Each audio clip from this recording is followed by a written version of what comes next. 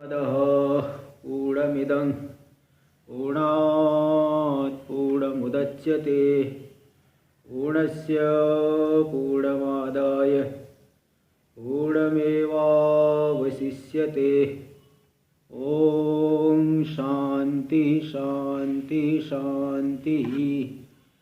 शङ्करं शङ्कराचार्यं केशवं बादरायणं सूत्रभाष्यकृतौ वन्दे भगवन्तौ पुनः पुनः।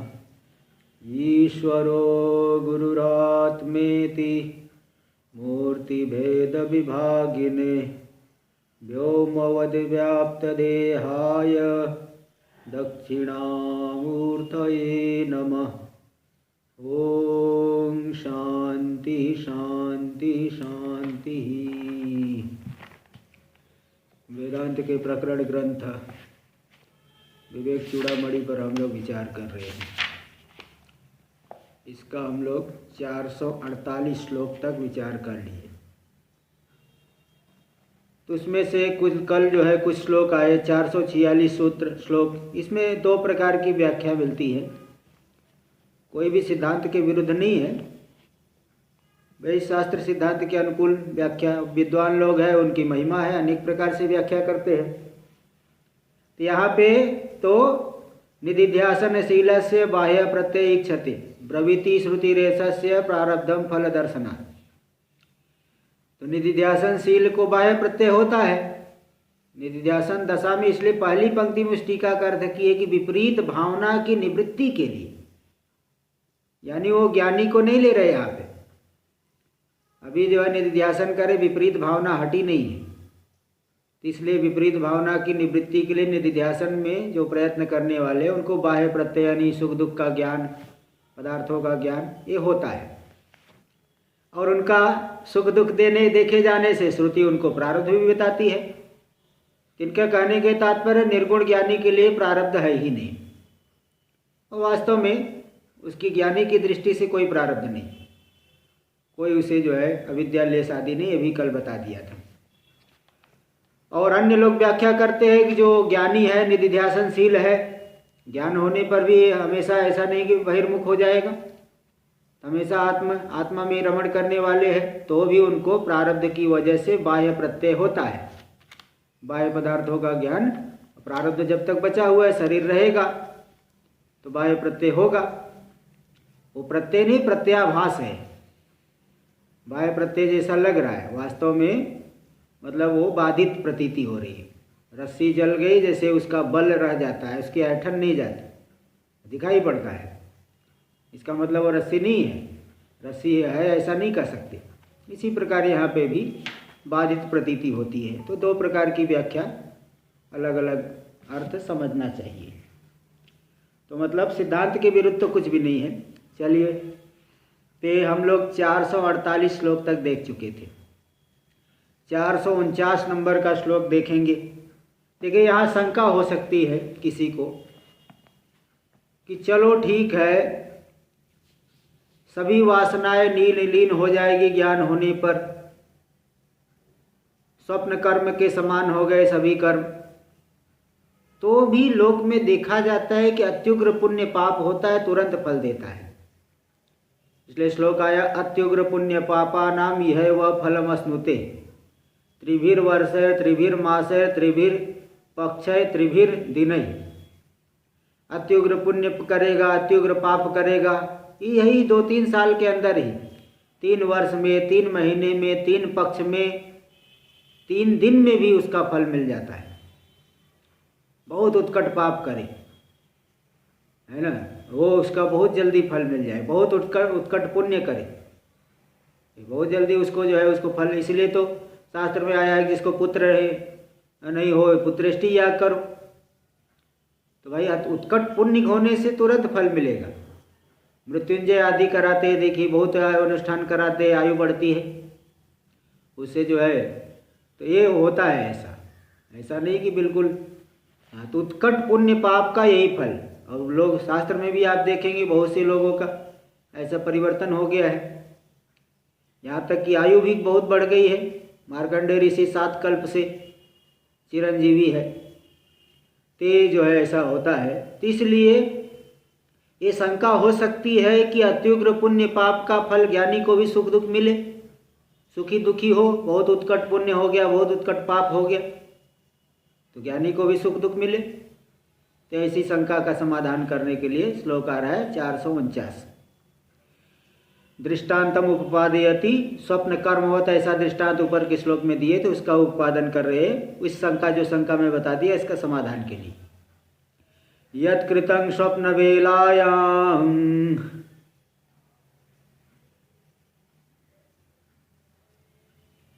पुण्यं वा पापमुल्बणम्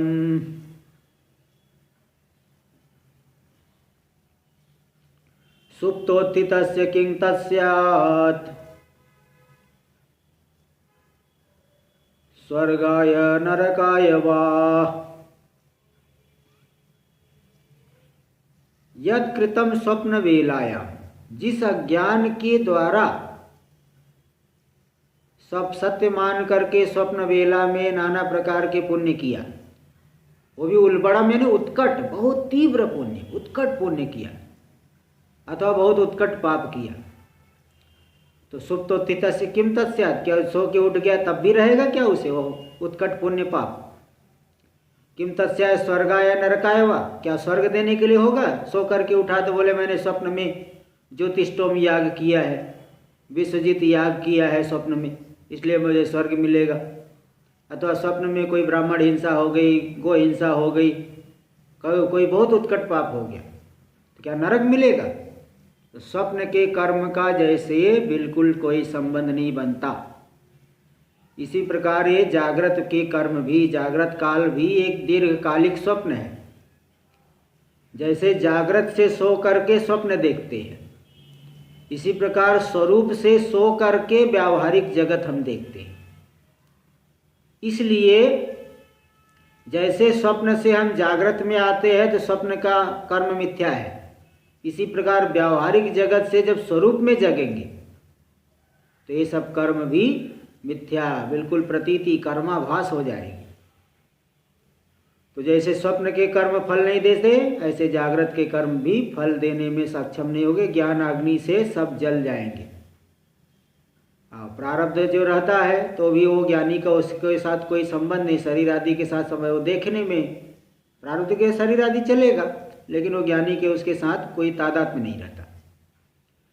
देखिए टीका में दे रहे स्पष्टो अर्थ, स्पष्ट अर्थ है श्लोक का। एवं अविद्या निद्रा काल कर्म भी, अविद्या रूपी निद्रा के द्वारा, काल और कर्म इनके द्वारा आत्मेकत्व दर्शन प्रबोधवत,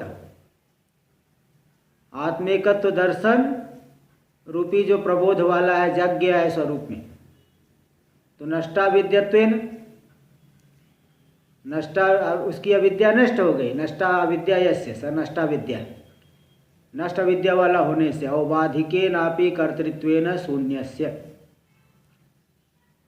तो औपाधिक तो जो अविद्या निद्रा से, काल से, कर्म से, इन सभी से जो प्रबोध कर गया है, जाग गया है, उस निद्रा से जग गया है, उसकी अविद्या नष्ट हो गई। तो औपाधिक जो है अज्ञान की वजह से अध्यास होकर के कर्तृत्व और भोक्तृत्व का अनुभव कर रहा था। मैं करता हूँ, मैं भोगता हूँ, इस कर्म को मैंने किया है, मुझे इसका फल मिलेगा, मैं भोगता हूँ। औपाधिके नापि कर्तृत्वेन शून्यस्य, औपाधिक कर्तृत्व से भी वह रहित हो गया, इसलिए न फलम आरभ्यते। इसलिए ज्ञान होने के बाद जो शरीर जब तक चलेगा उससे जो कर्म आदि होगा वो फल का आरंभ नहीं करते, इसलिए कोई जो है फल नहीं।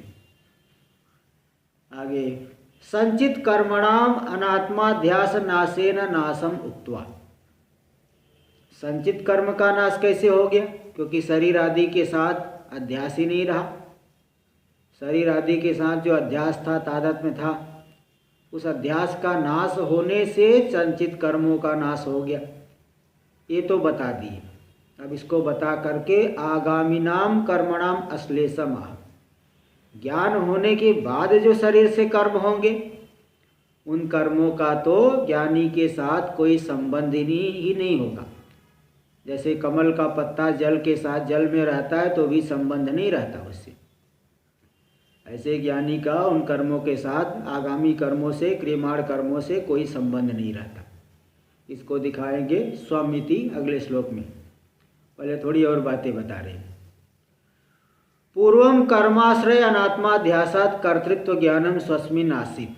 पूर्व काल में अज्ञान दशा में कर्म का आश्रय शरीर आदि, शरीर आदि जो है शरीर वाणी मन, ये सब जो है ना, ये कर्म का अधिष्ठानम तथा कर्ता करणम च पृथक विधम विविधाश्च पृथक चेष्टा दैवम चैवात्र पंचमम।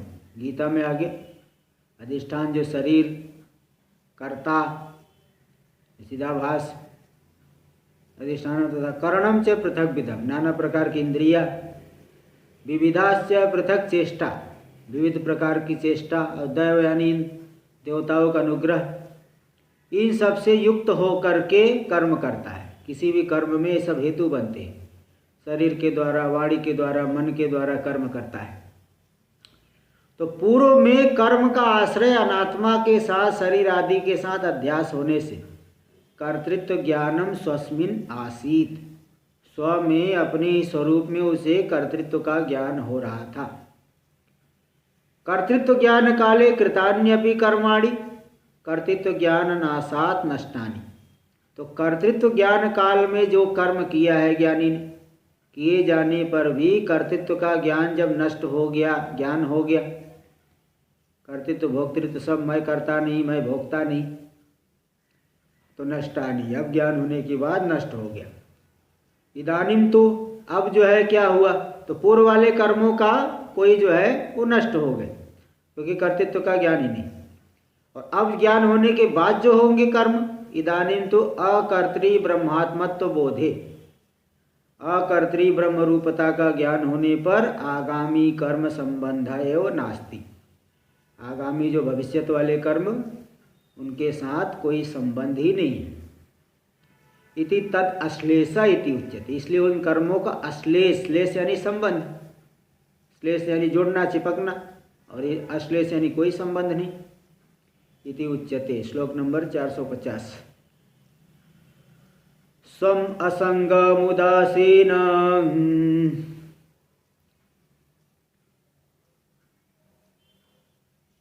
परिज्ञाय नभो यथा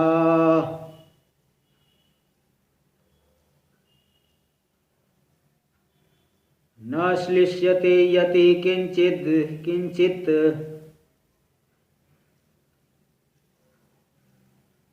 कदाचित् भावी कर्म भी।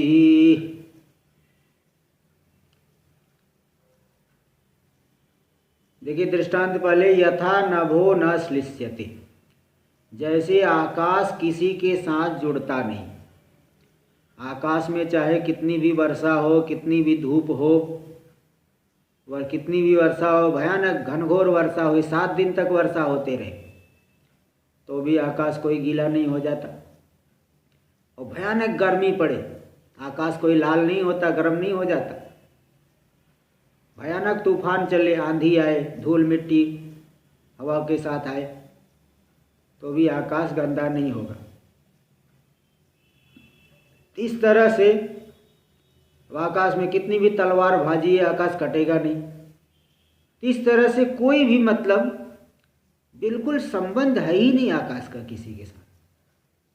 तो जैसे आकाश बिल्कुल श्लिष्ट नहीं होता, जुड़ता नहीं, संबंधित नहीं होता, इसी प्रकार ये जो यति है, आत्मविद आत्मज्ञानी जो यति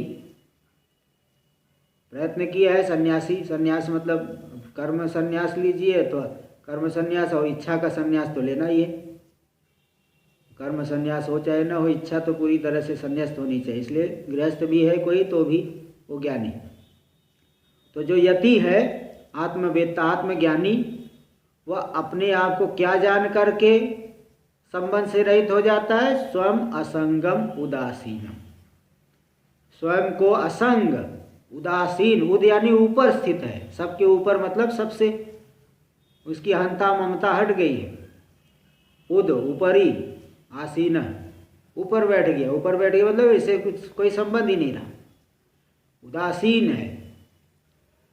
तो ऐसे अपने आप को असंग उदासीन जान करके, जैसे आकाश किसी से नहीं जुड़ता, इसी प्रकार यति भी ज्ञानी पुरुष भी किंचित कदाचित कभी भी थोड़ा भी भावी कर्मों से जुड़ता नहीं, संबंधित नहीं होता। कोई भी क्रियमाण कर्म का ज्ञानी के साथ कोई संबंध होता नहीं।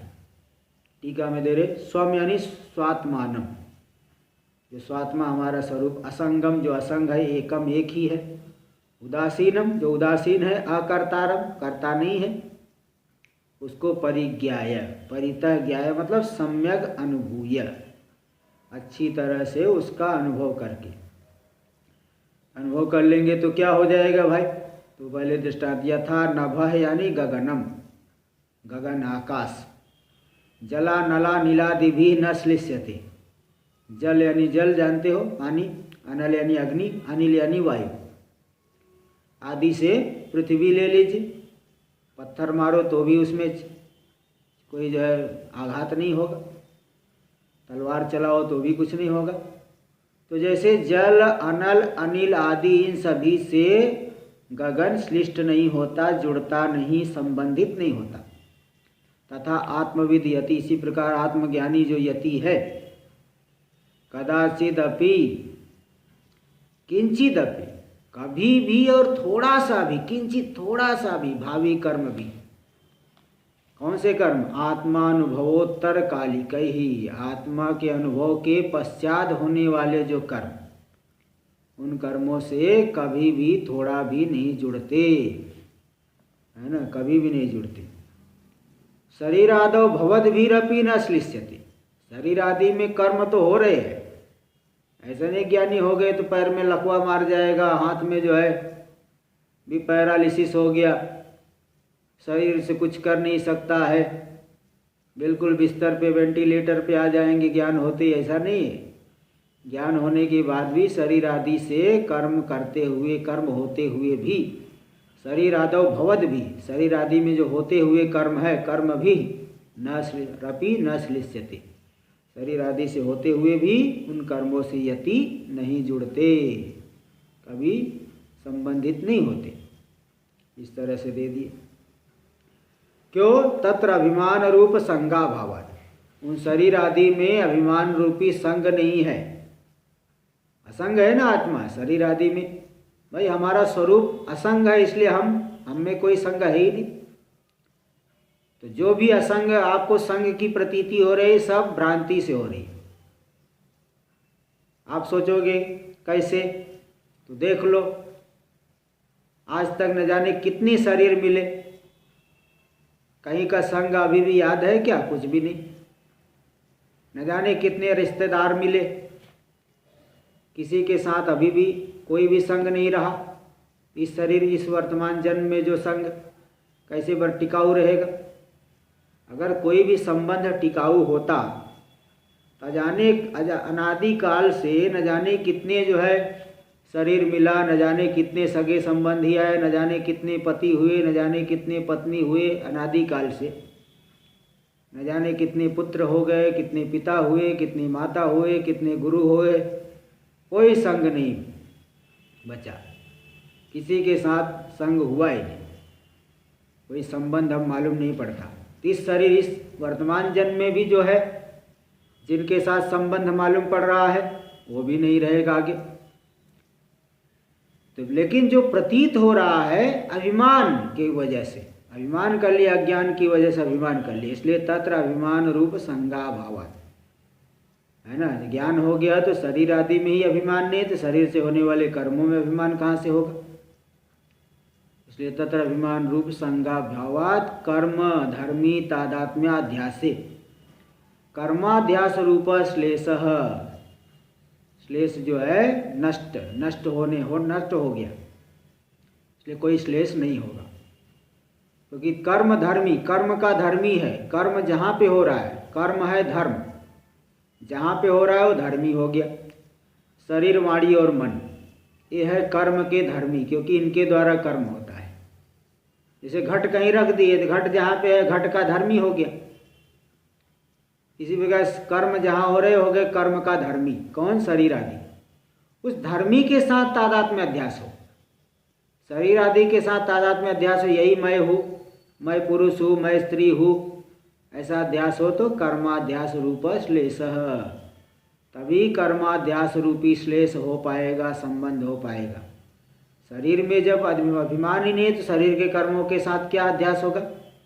धर्मी अध्यास हो तब शरीर के धर्मों का अध्यास होगा। शरीर आदि के साथ तादात्म्य नष्ट हो गया तो अब धर्म का अध्यास, कर्म का अध्यास नहीं हो पाएगा। तस्य मूला ज्ञानेन नष्टत्वात्, वह जो है अभिमान कर्म में, कर्म के धर्मी के तादात्म्य का अध्यास शरीर के साथ तादात्म्य, वह मूला ज्ञान से नष्ट हो चुका है। इसलिए नानात्म धर्म श्लेषः, ज्ञानी का अनात्मा शरीर आदि के धर्मों के साथ कोई संबंध नहीं रहा, इसलिए कहीं जुड़ता नहीं, कहीं जुड़ा ही नहीं, असंग हो, असंग भाव में स्थित हो गए। उक्तम अर्थम नभसि दृष्टान्ते उपपादयन, ये जो दिए थे नभो यथा श्लोक में दिए थे, तो जो आकाश दृष्टांत दिए उस इसी बात को आकाश दृष्टांत में घटाते हुए अब दार्ष्टान्तिक में आत्मा में दिखाएंगे। योजयति जोड़ते हैं, जोड़ेंगे।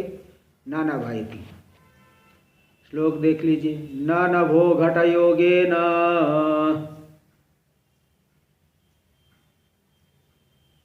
सुरागंधेन लिप्यते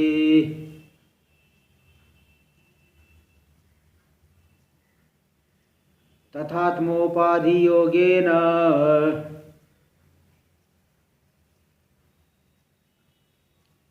तद्धर्मैर्नैव लिप्यते।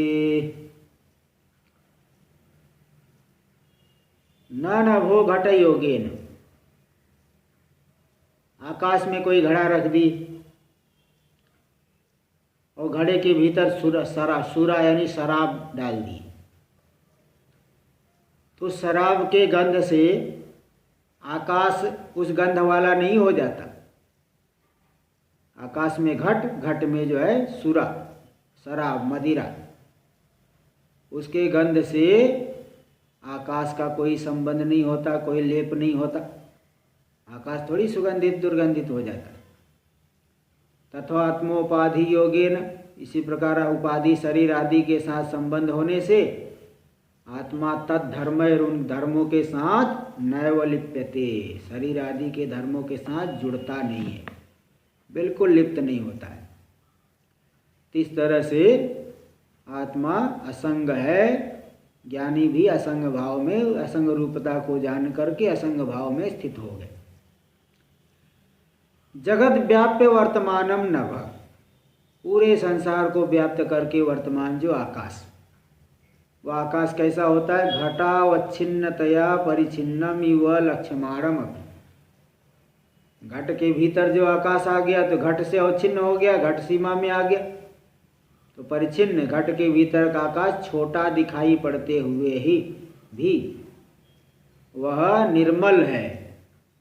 आकाश चाहे छोटा हो चाहे बड़ा हो, निर्मल ही है। अमूर्त, अमूर्तत्वात्, मूर्त नहीं है, रूपादिमान नहीं, क्रियावान नहीं है। इसलिए सावयव नहीं, निरवयव है। इसलिए अवच्छेदक घटगत सुराया गंधेन, जो घड़ा है, घड़े के भीतर आकाश है, आकाश को घड़े ने अवच्छिन्न कर दिया, छोटा परिच्छिन्न दिखाई कर दिया। अवच्छेदक घड़े के भीतर अगर सुरा भर दिए, शराब डाल दिए अथवा कोई सुगंधित वस्तु डाल दीजिए तो सुगंधित वस्तु के गंध से आकाश सुगंधित नहीं हो जाता, सुरा आदि के गंध से आकाश दुर्गंध युक्त नहीं हो जाता। ऐसे कोई जो है कितने प्राणी मर रहे हैं, सबका शरीर जो है सड़ जाता है, हो जाता है। अन्य प्राणी, मनुष्य का तो अंत्येष्टि संस्कार कर देते हैं, अन्य प्राणी कितने मर रहे हैं। कहीं जैसे कुत्ता मर गया, बेचारा वो रास्ते में ही पड़े रहता है, कितने दिन तक पड़े रहेगा और धीरे धीरे फिर वो दुर्गंध चारों तरफ फैलेगी। ये नहीं कि आकाश में जुड़ गई दुर्गंध, वायु के माध्यम से इधर उधर जा रही है लेकिन आकाश के साथ उसका संबंध नहीं। एवं आविदेह कैवल्यम अनुवर्तमान रपि उपाधि भी, इसी प्रकार ये जो उपाधि है शरीर आदि, कब तक उसकी अनुवृत्ति होगी? विदेह कैवल्य पर्यंत, जब तक ज्ञानी का प्रारब्ध समाप्त नहीं हो जाता, ज्ञानी की वर्तमान शरीर का, तब तक शरीर आदि उपाधि चलेंगी, वर्तमान रहेगी। तो भी स्थूल सूक्ष्म शरीर रूप ही, ये जो स्थूल और सूक्ष्म शरीर रूपी उपाधियां है, उनके साथ योगेन मिथ्या संबंध है, मिथ्या संबंध के द्वारा आत्मा लिप्त नहीं होता। कौन कौन से धर्म है? तद धर्म ही, शरीर आदि के साथ संबंध हो तब इनके धर्मों से धर्म वाला मालूम पड़े, लेकिन है ही नहीं, शरीर आदि में अध्यास मिट गया। इसलिए तद धर्म नहीं, स्थूल सूक्ष्म शरीर धर्म है। स्थूल के धर्म, सूक्ष्म शरीर के धर्म। स्थूल के धर्म क्या है? नमस्कार करेंगे, साष्टांग दंडवत कर रहे देवता को, परिक्रमा कर रहे हैं, ये सब स्थूल शरीर के धर्म है। स्थूल शरीर रहेगा तभी करेंगे। और इंद्रियों के द्वारा, मन के द्वारा चिंतन, वाणी के द्वारा जाप आदि, वंदना, तो देवता वंदन तार जपादि धर्म है। देवता वंदन तार जप, तार का अर्थ दो अर्थ होता है, एक तो उच्च स्वर में जप अथवा प्रणव का जप। इन धर्मों से लिप्त नहीं होता। मतलब कोई भी धर्म जिसका जो गुरु मंत्र आदि है, तो मतलब ये तो क्या है कि ज्ञानी संन्यास आदि लिया है तो प्रणव आदि मंत्र है, नहीं संन्यास लिए है तो अन्य मंत्र है। तो इन धर्मों से, तार जप आदि, प्रणव जप आदि धर्मों से लिप्त नहीं होते। तो ज्ञानी, चाहे कोई भी ज्ञानी, वो देवता वंदन तार जप आदि धर्मों से लिप्त नहीं होते। स्थूल के धर्म, सूक्ष्म के शरीर के धर्म, किसके भी धर्मों से लिप्त नहीं होते। इस तरह से दृष्टांत वाली जो बात आई थी उसको यहाँ घटा के दिखा दी। इदानीं भोगेन त्वितरे क्षपयित्वा संपद्यते। अब ये जो है सूत्र आया है ब्रह्म सूत्र में, यहाँ एक शंका हो सकती है लोगों को कि भाई जैसे ज्ञान होने के बाद संचित कर्म नष्ट हो गया, क्रियमाण के साथ कोई संबंध ही नहीं है, तो प्रारब्ध भी नष्ट क्यों नहीं हो जाता? यह भी तो कर्म है, संचित कर्म है, और संचित कर्म वो कर्म है, उसमें कर्मत्व तो रहेगा। कर्म है, नष्ट हो गया तो प्रारब्ध भी नष्ट हो जाए। इस शंका का समाधान करें कि नहीं, वो तो छूटे हुए बाण के समान है। इसलिए जब तक उसके वेग की निवृत्ति नहीं होगी, जब तक उसका वेग चलेगा, तब तक वो आगे जाएगा। प्रारब्ध कर्म छूटे हुए बाण के समान है, जब तक उस पूरा भोग नहीं दे देगा तब तक नष्ट नहीं होगा। इसलिए कर इदानीं सूत्र आया ब्रह्म सूत्र में, भोगेन त्वितरे क्षपयित्वा संपद्यते। भोग के द्वारा जो प्रारब्ध पुण्य पाप है, कर्म भी दो प्रकार के हैं, पुण्य कर्म पाप कर्म। हर एक मनुष्य में के जीवन में कभी सुख मिलता है, कभी दुख भी मिलता है। किसी को ज़्यादा सुख मिलता है, किसी को ज़्यादा दुख मिलता है, तो थोड़ा बहुत तारतम्य तो रहता है, कभी सुख ज़्यादा कभी दुख ज़्यादा। तो मतलब पुण्य पाप, किसी को बहुत उत्कृष्ट पुण्य है तो दुख कम मिलता है। तो भोग के द्वारा प्रारब्ध जो पुण्य पाप है उसको क्षपयित्वा, नष्ट करके, संपद्यते, ब्रह्म के साथ एकीभूत हो जाते हैं, विदेह मुक्त हो जाते हैं। इति सूत्रार्थ में ब्रह्म सूत्र का सूत्र है, इस सूत्र के अर्थ को दिखा रहे ज्ञानोदयादिति। प्रारब्ध इसलिए ज्ञान होने के बाद भी नष्ट नहीं होता, भोग से ही नष्ट होगा, इसको दिखा रहे।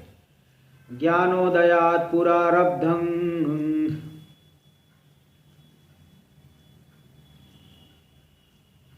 कर्म ज्ञानात् न नश्यति।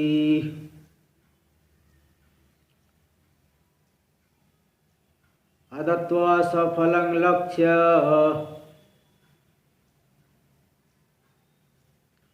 मुद्दिश्योत्सृष्टबाणवत्।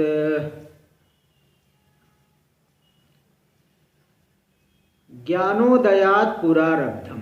ज्ञान उत्पन्न होने से पहले जो आरब्ध हो गया, फल देना आरंभ कर दिया जिस कर्म ने, प्रारब्ध कर्म को तो बताया हूँ कि जब मनुष्य अथवा कोई भी प्राणी मरने लगेगा तो मरण काल में जीवन पर्यंत जैसा जिस वातावरण में रहा है, जिस प्रकार का चिंतन किया है, जिस प्रकार के कर्म किया है, उन कर्मों के महात्म्य से, उपासना के महात्म्य से, चिंतन के महात्म्य से वह एक भावी शरीर को पकड़ लेगा भावनाओं के द्वारा। मरते समय उसके अंदर एक वृत्ति उठ जाएगी, अगले शरीर कैसा है उस तदाकार वृत्ति उठ जाएगी। तो जो है भावनाओं के द्वारा उस शरीर को पकड़ करके इस शरीर को छोड़ देगा, दूसरी जगह फिर जन्म आदि लेगा। ये प्रारब्ध कर्म इसको कहा जाता है। तो जो पहले से आरब्ध हो गया कर्म फल देने के लिए जो है प्रकट हो गया है, ज्ञान से पहले वो ज्ञानात् न नश्यति, ज्ञान होने से वो नष्ट नहीं होगा। ज्ञान के साथ उसका विरोध यदि होता तो ज्ञान को तो उत्पन्न ही नहीं होने देता। प्रारब्ध ज्ञान के अनुकूल है, इसलिए ज्ञान भी प्रारब्ध को नष्ट कैसे करेगा? विरोध ही नहीं है दोनों में। विरोधी में नास्य नाशक भाव होता है। जैसे बकरी जो है घास को खा लेगी, घास को तो खा लेगी, किसी दूसरे बकरी को नहीं खा लेगी बकरी, क्योंकि दोनों में कोई विरोध नहीं है। ऐसे कर्म प्रारब्ध ज्ञान के अनुकूल है, प्रारब्ध कर्म ज्ञान के अनुकूल है, इसलिए ज्ञान प्रारब्ध को नष्ट नहीं करेगा, क्योंकि दोनों में विरोध नहीं। अगर विरोध होता तो ज्ञान उत्पन्न ही नहीं हो पाता। तो इसलिए वह जो प्रारब्ध कर्म है अदत्वा स्वफलम, ज्ञान से नष्ट नहीं होगा। अदत्वा स्वफलम, अपने फल को जब तक पूरा नहीं दे देता तब तक वह प्रारब्ध कर्म नष्ट नहीं होगा। उदाहरण दे रहे, लक्ष्यम उत्सृष्ट बाणवत, लक्ष्यम उद्देश्य उत्सृष्ट बाणवत, किसी लक्ष्य को उद्देश्य करके जो बाण छोड़ा गया तो छूटा हुआ बाण जैसे वेग समाप्ति, जब तक वेग नहीं पूरा होगा, उसका वेग खत्म नहीं होगा तब तक आगे जाएगा, है ना। होगा जैसे कोई ऊपर से कोई चीज़ सीढ़ी से गिरने लगी, कोई गेंद, तो नीचे जाके ही रुकेगी, बीच में नहीं रुकेगी, वेग है। तो वेग जो है पूरा समाप्त होने के बाद ही रुकता है। ऐसे ही ज्ञान होने पर भी प्रारब्ध कर्म वो समाप्त नहीं होगा, भोग दे के ही समाप्त होगा। टीका में देखिए, अहम ब्रह्मास्मीति साक्षात्कारोत्पत्ति प्राक, मैं ब्रह्म हूँ इस साक्षात्कार ज्ञान होने से पहले, आरब्धम, आरब्ध जो कर्म, आरब्धम यानी फलदानाय प्रवृत्तम, फल को देने के लिए जो प्रवृत्त हो चुका है कर्म, तो वह फल तो देगा। क्या फल देता है वह? स्वफलम सुख दुख अन्यतर रूपम, सुख अथवा दुख, दो में से कोई एक, सुख भी देगा अथवा दुख, क्योंकि भोग हर समय एक ही समय में सुख दुख दोनों बराबर रूप से नहीं रहते। भले थोड़ा सा बहुत सुख मिल रहा है, थोड़ा सा दुख भी मिल सकता है। भोजन बहुत अच्छा बना है लेकिन थोड़ा सा मिर्ची ज़्यादा है, तो थोड़ा सा दुख तो होगा, लेकिन सुख ज़्यादा मिल रहा है। तो सुख दुख दो में से एक जो फल है वह दे करके, आदत्वा नहीं दे करके नहीं समाप्त होगा, दे के ही समाप्त होगा। जैसे लक्ष्यम उद्देश्य उत्सृष्ट बाणवत, लक्ष्य को उद्देश्य करके छोड़े गए बाण के समान। बोले ये दृष्टांत को जरा बता दो। बोले नहीं, इदम उत्तर श्लोके स्फुटीक्रियते, ये जो दृष्टांत है अगले श्लोक में इसी दृष्टांत को ही की व्याख्या करेंगे।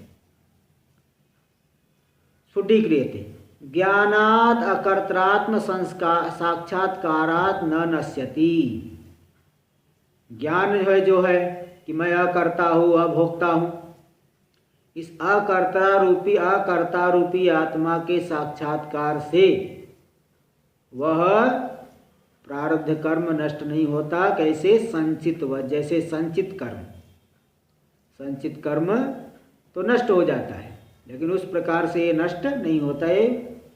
व्यधिकरण दृष्टांत देती है, वैधर्म दृष्टांत। संचित कर्म तो नष्ट हो जाता है ज्ञान से, लेकिन प्रारब्ध कर्म नहीं। तो जैसे संचित नष्ट होता है वैसा नष्ट नहीं होता। संचित तो नष्ट हो जाता है। व्यधिकरण दृष्टांत दे दिए।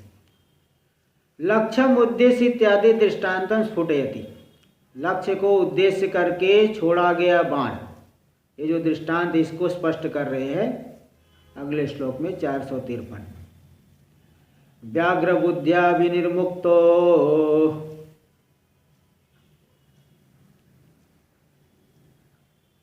बाण पश्चात्तु गोमतौ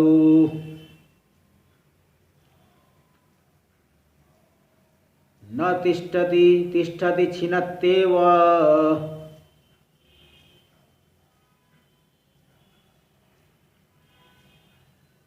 लक्ष्यं वेगेन निर्भरम्।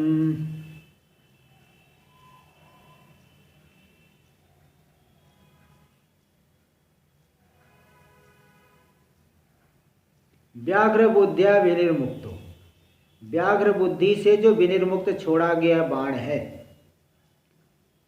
कोई व्याघ्र जैसे नरभक्षी हो जाता है तो उसको पहले राजा लोग मार देते थे। आजकल भी कोई जो है व्याघ्र अथवा यहाँ उत्तराखंड में एक गुलदार नाम का होता है, गुलदार, ऐसे कहीं नरभक्षी हो जाता है तो उसको मार देते हैं। तो वो जो है वो तो यहाँ भी ऋषिकेश में भी आता है। कभी किसी का कुत्ता भी एक साल पहले ही आया था, किसी का कुत्ता उठा के लेके चले गया इधर पास ही में से। तो अब वो जो है जो नरभक्षी आदि हो जाते उनको पहले भी राजा मार देते थे, आजकल भी जो है नरभक्षी को मार देते हैं। पहले तो बहुत ज़्यादा थे इसलिए जो है बहुत ही मारते थे, आजकल तो बहुत कम हो गए हैं जंगली जीव जंतु, इसलिए आजकल वो सब घटनाएं कम होती है। तो पहले व्याघ्र बुद्धि से जो है छोड़ा गया बाण, राजा ने कि सोचा कि व्याघ्र है और पता चला वो गाय किसी वृक्ष के, नदी के किनारे वृक्ष था, वृक्ष के वही उधर खड़ी होके पानी पी रही गाय। तो राजा ने सोचा वही बाघ आ गया, व्याघ्र आ गया। तो व्याघ्र बुद्धि से बाण छोड़ा, पश्चात तो गोमतम, और बाण जैसे ही छोड़ा गाय की श्रृंग दिखाई पड़ गई, गोमती हो गई, गो बुद्धि, मति यानी बुद्धि, गोमतव सप्तमी, गो बुद्धि हो जाने पर राजा बड़ा जो है ग्लानि, हाय मैंने क्या कर दिया, बाण छोड़ दिया। तो भले जो है कितनी भी ग्लानि हो, न तिष्ठति, बाण बीच में रुकेगा नहीं, छिनत्तेव, उस गो का छेदन कर देगा, लक्ष्यम, लक्ष्य का छेदन कर देगा, वेगेन निर्भरम, क्योंकि वो वेग से निर्भर हो गया है, वेग के ऊपर वो निर्भर है। जब तक वेग रहेगा तब तक वो आगे जाएगा। तो गो का छेदन वो जरूर करेगा, अगर गो को मारा है तो अब किसी दूसरे को मारा है। व्याघ्र बुद्धि से गाय जान करके तो नहीं मारेंगे, गो तो माता है, शास्त्र में बहुत महिमा आई है, लेकिन गलती से ऐसा हो गया, गलती से ऐसा हो जाए तो क्या नहीं हो जाता। एक आदमी अभी कुछ समय पहले खेत में वो ट्रैक्टर चला रहा था, उस ट्रैक्टर से उसके पिताजी का ही पैर जो है गलती से पीछे किया, वो पिताजी खड़े थे, देखा नहीं, वो पैर उनका टूट गया। तो भाई आप गलती से, कोई जानबूझ के थोड़ी ऐसा करता है, गलती से ऐसा हो गया तो भी वो रुकेगा नहीं, बल्कि वेग के आधार पे लक्ष्य का छेदन करेगा ही। देखिए इसी को दिखा रहे टीका में, दुष्टोयम व्याघ्रो हंतव्य, यह व्याघ्र बड़ा दुष्ट है, हाँ नरभक्षी हो गया है, इस बुद्धि से, इति बुद्धिया विनिर्मुक्त, इस बुद्धि से, देखो बुद्धिया में द एक छूटा है श्लोक में भी और यहाँ भी, द जो है कर देना ठीक है। इस बुद्धि से, बुद्धिया, इस बुद्धि से जो छोड़ा गया बाण, छोड़ा गया मतलब ऐसे नहीं जरा से ऐसे कर दिए, वो तो थोड़ी दूर जाके गिरेगा। छोटा बच्चा जैसे बाण चलाए, उदाहरण आता है ना, कोई जो है वो रामायण देख करके बच्चे लोग भी छोटे छोटे धनुष बाण बना लिए, बच्चों ने धनुष बाण बना लिया, और धनुष बाण बना के वो भी ऐसे खेल रहे कि रावण को मार रहा है तो हम भी मार देंगे। और पता चला उसी घर में किसी रात को चोर आ गया, तुरंत वो बच्चा बोला, तुरंत लाओ मेरा धनुष बाण, मैं मारता हूँ चोर को। अब बताओ वो छोटा बच्चा अपने बाण से कहाँ से मार पाएगा, इतना थोड़ी उसके धनुष में इतना इतनी शक्ति नहीं है। इसलिए यहाँ कह रहे कोई ऐसा नहीं छोड़ना समझना। आकर्णात्म आकृष्य त्यक्ता बाण, कान तक खींच करके, जोर से बड़ा धनुष होता है, कान तक खींच करके जो है छोड़ा गया बाण, तभी दूर तक जाएगा। तो पश्चात बाण त्यागानंतरम, तो बाण त्याग करने के पश्चात गोमतौ, गोमती हो गई, गो बुद्धि हो गई। पूर्व व्यक्ति गौर इति है, सामने जो जिस व्यक्ति को मैंने व्याघ्र समझ करके बाण छोड़ा वो तो गौर इति मतौ जाता यामपि, ऐसी बुद्धि हो जाने पर भी न तिष्ठति निवृत्त गतिर न भवत, उसकी गति हटती नहीं है, हो जाएगा ही वहाँ पे। क्यों? क्योंकि वेगेन निर्भरम नियतम, वेग से नियत है, निर्भर वेग के आधारित है। इसलिए सम्यक लक्ष्यम पूर्व वस्तु छिन्नत्य हुआ, सामने की वस्तु जो लक्ष्य है, चाहे गो हो चाहे कोई भी हो सकता है कोई हिरण भी हो अथवा कुछ भी हो, छेदन करेगा, हिनस्ती उसकी हिंसा करेगा ही। बस जैसे ये दृष्टांत ऐसे ही घटा लो यहाँ पे। एवं फलदानाय प्रवृत्तत्वात्, इसी प्रकार जो हमारा प्रारब्ध है फल देने के लिए प्रवृत्त हुआ है, इसलिए ब्रह्म साक्षात्कारोदयेपि, ब्रह्म साक्षात्कार हो जाने पर भी स्वफलम दत्वैव क्षीयते, अपने फल को दे करके ही क्षीण होगा, ऐसे नहीं हट जाएगा। हाय हाय करने पर भी कुछ भी कोई करे, ज्ञानी के लिए तो कुछ नहीं है, लेकिन अन्य लोग कहें अरे भाई जो है क्या बात है, अभी तो ज्ञान नहीं मैं मान सकता हूँ, लेकिन वो कुछ भी कहे तो फल दे के की हटेगा। स्वफलम दत्वैव क्षीयते थी। हाँ देखो ये आरब्धे इतरे आरब्ध फले पुण्य पापे, देखो जो सूत्र दिए थे अवतरण में, उस सूत्र का अर्थ देखो इस पंक्ति में दे रहे हैं। सूत्र जो 452 वाले के वो अवतरण में सूत्र दिए थे, उस सूत्र का अर्थ इतरे यानी आरब्ध फले पुण्य पापे, जिनके फल का आरंभ हो गया ऐसे पुण्य पाप, उनका भोगे न तत्फलानुभवने न, भोग के द्वारा यानी उनके फल का अनुभव करके, छपयित्वा सुख दुख का अनुभव करके, उसका छपन करके, नाश करके, संपद्यते संपन्न हो जाता, मतलब विदेह मुक्तो भवत इति सूत्रार्थ, वह ज्ञानी विदेह मुक्त हो जाते, सूत्र का अर्थ हो गया। और जो श्रुति आई है छांदोग्य में, तस्य तावदेव चिरम यावत न विमोक्षे अथ विमोक्ष अथ संपत् से, उस ज्ञानी की विदेह मुक्ति में उतना ही विलंब है कि जब तक ये शरीर नहीं छूट जाता। उसका अर्थ देखिए बता रहे, एवं तस्य ज्ञानिना तावदेव चिरम यानी तावान एव विलंब, उस ज्ञानी की विदेह मुक्ति में उतना ही विलंब है। कितना? यावत न विमोक्षे, जब तक, विमोक्षे का अर्थ विमोक्षते, छांदस प्रयोग, प्रारब्ध कर्माधीनतया शरीरात न विमोक्षते, प्रारब्ध कर्म के अधीन होने से शरीर, जब तक प्रारब्ध कर्म पूरा नहीं हो जाता तब तक, जब तक शरीर नहीं नष्ट होता तब तक जो है उतना, तभी तक विलंब है विदेह मुक्ति में। और जब शरीर पात हो गया, प्रारब्ध कर्म समाप्त हो गया, अध शरीर पातानंतरम संपत्से यानी संपत्स्यते, संपन्न हो जाता है, ब्रह्म के साथ एकीभूत हो जाता है, यानी कुल मिलाकर के कहा जाए तो विदेह मुक्तो भवत इति श्रुतेरर्थ, विदेह मुक्त हो जाता है, ये श्रुति का तात्पर्य अर्थ है। इसलिए ऐसा नहीं कहना कि जैसे ज्ञान ने संचित को नाश किया है तो प्रारब्ध भी तो कर्म ही है, वो कर्म है, ये भी कर्म है, इसका भी ज्ञान नाश कर दे। तो बोले वो आपका जो अनुमान है तर्काभास, अनुमानाभास, ये तो बिल्कुल वही बात है कि समुद्र, अनुमान कोई करे समुद्र जलम मधुरम जलत्वाद गंगा जलवत, समुद्र का जल मीठा है, क्यों, कैसे मालूम पड़ा? बोले वो जल है, देखो जैसे गंगा जल, गंगा जल मीठा है, समुद्र का जल भी जल है, वो भी मीठा होगा। तो उसको अनुमान नहीं कहते बल्कि अनुमानाभास कहते हैं, उसका जो हेतु आदि है ठीक नहीं है, असद हेतु। इसी प्रकार ये शंका भी अनुमान के आधार पे, शुष्क तर्क के आधार पे बनती नहीं है। इस तरह से ज्ञानी के प्रारब्ध के विषय में लंबी विस्तार से चर्चा कर दी।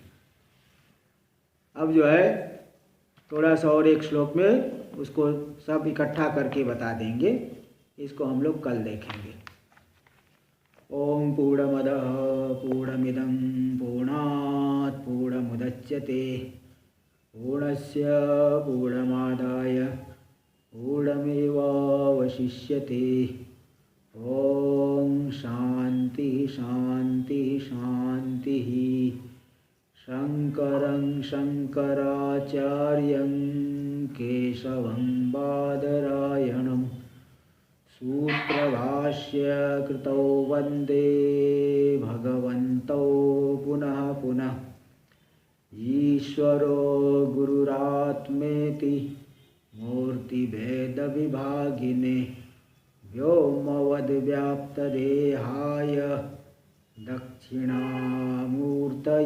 नमः। ओम शांति शांति।